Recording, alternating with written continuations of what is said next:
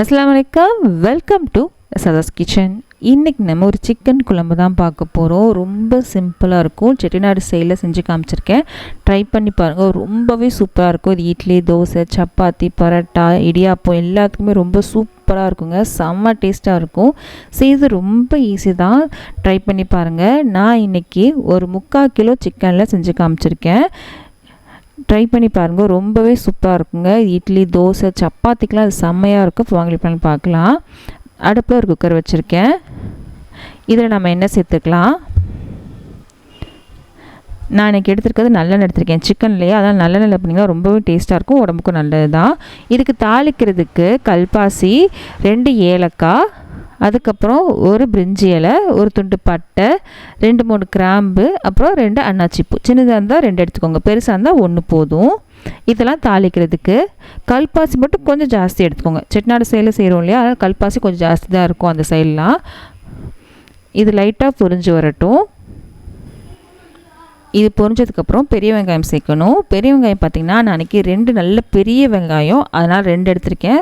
ரஃப்பாக தான் கட் பண்ணி எடுத்திருக்கேன். நீங்கள் மீடியம் சைஸ் வெங்காயம் அப்படின்னா 3 எடுத்துக்கோங்க. வெங்காயம்லாம் சேர்த்துட்டேன் பாருங்க. ரஃப்பாக தான் கட் பண்ணியிருக்கேன். இது கொஞ்சம் நல்லா வதங்கட்டும். வெங்காயம் கொஞ்சம் வதங்கிட்டே இருக்கும் போதே நம்ம கொஞ்சமாக கருவேப்பிலை இலைகள் இருக்கு இல்லையா, அதை நம்ம சேர்த்துக்கலாம். இதையும் சேர்த்து வதக்கிக்கலாம்.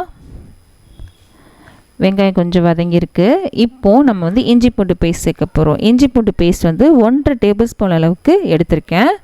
நான் இன்றைக்கி 3/4 கிலோ அளவுக்கு சிக்கன் எடுத்திருக்கேன். அதுக்கு 1.5 டேபிள் ஸ்பூன் கரெக்டாக இருக்கும். ஃப்ரெஷ்ஷாக தான் அரைச்சி எடுத்திருக்கேன். கடையில் வாங்கினதெல்லாம் எடுக்கலை, ஃப்ரெஷ்ஷாக தான் அரைச்சி எடுத்திருக்கேன். 1.5 டேபிள் ஸ்பூன் அளவுக்கு இஞ்சி பூண்டு பேஸ்ட். இதோட பச்சை வாசனை போகிற அளவுக்கு நல்லா வதக்கிக்கோங்க. இப்போ பச்சை வாசனை நல்லாவே போயிடுச்சுங்க. இப்போ நம்ம பொடிகள் சேர்க்க போகிறோம். இந்த பொடிகள் பார்த்திங்கன்னா கலருக்காக மட்டும் தான் இப்போ நம்ம சேர்த்துருக்கோம். ஒரு 1/4 டேபிள் ஸ்பூன் அளவுக்கு மஞ்சள்தூள், இதுக்கப்புறம் ஒரு 1/2 டேபிள் ஸ்பூன் அளவுக்கு மிளகாத்தூள், தனி மிளகாத்தூள். இதை சேர்த்து நீங்கள் வதக்கும் போது ஒரு நல்ல கலர் வரும் குழம்புக்கு. நல்லா வதக்கிக்கோங்க. இப்போ நல்லா வதக்கியாச்சு. இதுக்கப்புறம் நம்ம தக்காளி சேர்க்கணும். நான் இன்றைக்கி தக்காளி மெஷரிங் கப்பில் 1 கப் இருக்கு இல்லையா, அதுதான் நான் எடுத்திருக்கேன். கட் பண்ணி எடுத்ததுக்கப்புறம் 1 கப் அளவுக்கு தக்காளி இருந்துச்சு. இது 2 தக்காளி, இது மீடியம் சைஸ் உள்ள தக்காளி 2 எடுத்திருக்கேன். கட் பண்ணி அளந்ததுக்கப்புறம் பார்த்திங்கன்னா மெஷரிங் கப்பில் 1 கப் அளவுக்கு இருந்துச்சு. இந்த தக்காளியே தெரியாத அளவுக்கு நல்லா வதக்கணும். இப்போ நம்ம உப்பு சேர்த்துக்கலாம். உப்பு சேர்த்தோம் அப்படின்னா சீக்கிரம் வதங்கும் இல்லையா, அதுக்காக நான் இன்றைக்கி உப்பு சேர்த்துருக்கேன். தக்காளியே தெரியாத அளவுக்கு நல்லா மசிஞ்சிடும். தொக்கு மாதிரி வர வரைக்கும் நீங்கள் நல்லா வதக்கிக்கோங்க. இப்போ நல்லா வதக்கினதுக்கப்புறம் தான் பொடிகள் சேர்க்குறேன். முதவே நம்ம 1/2 டேபிள் ஸ்பூன் மிளகாத்தூள் சேர்த்துருக்கோம். ஆனால் 1 டேபிள் ஸ்பூன் மிளகாத்தூள், 1.5 டேபிள் ஸ்பூன் அளவுக்கு மல்லித்தூள் சேர்த்துருக்கேன். உங்கள் காரத்துக்கு ஏற்றாப்புல நீங்கள் மிளகாத்தூள் எடுத்துக்கோங்க. நான் எடுத்திருக்க தனி மிளகாத்தூள் தான். இதுக்கப்புறம் ஒரு 1/4 டேபிள் ஸ்பூன் அளவுக்கு சீரகத்தூள். இதுக்கப்புறம் ஒரு முக்கியமான ஒரு பொருள் சேர்க்க போகிறோம். அது என்னென்னா சிக்கன் மசாலா தான். கடையில் வாங்கின சிக்கன் மசாலாவே சேர்த்துக்கோங்க. இல்லைனா கரம் மசாலா இருந்தால் கரம் மசாலா கூட நீங்கள் சேர்த்துக்கலாம். சேர்த்து நல்லா வதக்கிக்கோங்க. அந்த பொடிகளோட பச்சை வாசனை பொருளுக்கு நல்லா வதக்கணும். எண்ணெய் நல்லா தெளிஞ்சு வரணும், அது வரைக்கும் நல்லா வதக்கிக்கோங்க. இப்போ லைட்டாக எண்ணெய் தெளிஞ்சு வருது. இந்த டைமில் நம்ம சிக்கன் சேர்க்க போகிறோம்.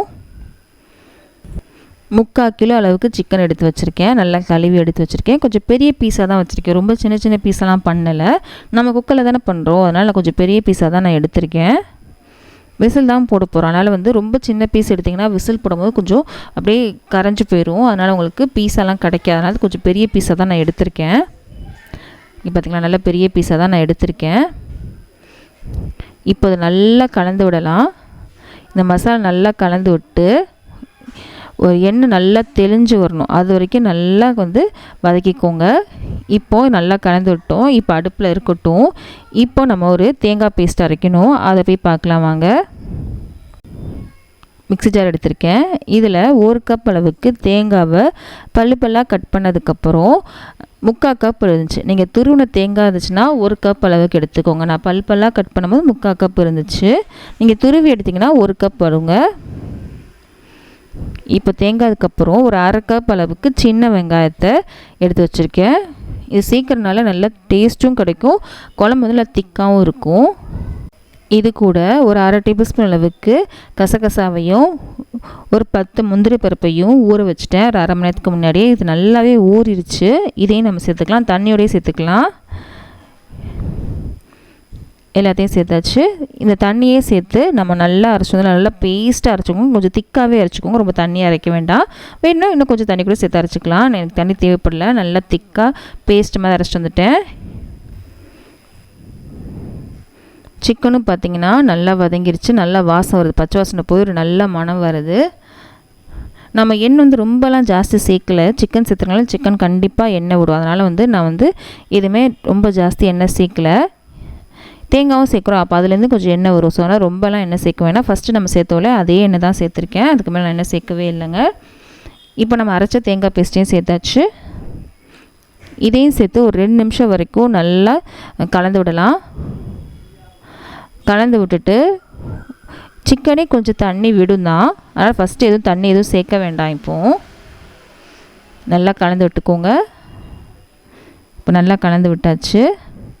இது கொஞ்சம் வதங்கணும். இப்போ கொஞ்சம் நல்லா வதங்கிடுச்சு. கொஞ்சமாக தண்ணி வந்து விட்டு வந்திருக்கு சிக்கனில்.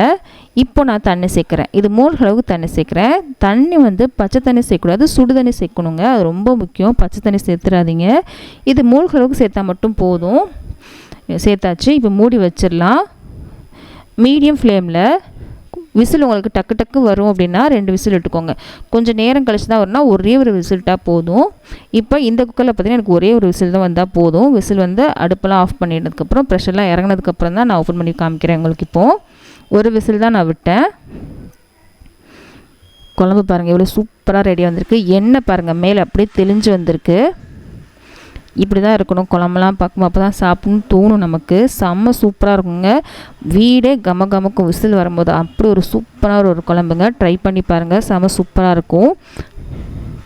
இது மேலே நான் கொத்தமல்லி இலை மட்டும் கட் பண்ணி சேர்த்துருக்கேன். இதில் புதினா இலைகள் சேர்த்திங்கன்னா நல்லா தான் இருக்கும். நாளைக்கு நான் சாப்பாடுக்கு சாப்பிட போகிறேன்றதுனால நாளைக்கு கொத்தமல்லி இலைகள் சேர்த்துருக்கேன். நீங்கள் டிஃபனுக்கெலாம் சாப்பிட்றீங்க அப்படின்னா புதினா இலைகள் சேர்த்திங்கன்னா ரொம்ப வாசனையாக இருக்கும், டேஸ்ட்டும் சூப்பராக இருக்கும். உங்களுக்கு எந்த அளவுக்கு குழம்பு தண்ணியாக வேணுமோ அந்த அளவுக்கு வச்சுக்கோங்க. திக்காக வேணும்னா திக்காகவும் வச்சுக்கலாம். நம்ம தண்ணி சேர்த்தோலே அது கொஞ்சம் கம்மியாக கூட வச்சுக்கலாம். கண்டிப்பாக இந்த வீடியோ பிடிச்சிருக்கும் நம்புகிறேன். பிடிச்சிட்டு அப்படின்னா ப்ளீஸ் லைக் பண்ணால் தான் இந்த வீடியோ நிறைய பேர் ரெக்கமெண்ட் ஆகும். இந்த மாதிரி ரெசிபிஸ்லாம் உங்கள் ஃப்ரெண்ட்ஸ்க்கும் ஃபேமிலிஸ்க்கும் யாருக்காவது பிடிக்குன்னா அவங்களுக்கு இந்த வீடியோ ஷேர் பண்ண மறக்காதீங்க. நம்ம அடுத்த வீடியோ சந்திக்கலாம்.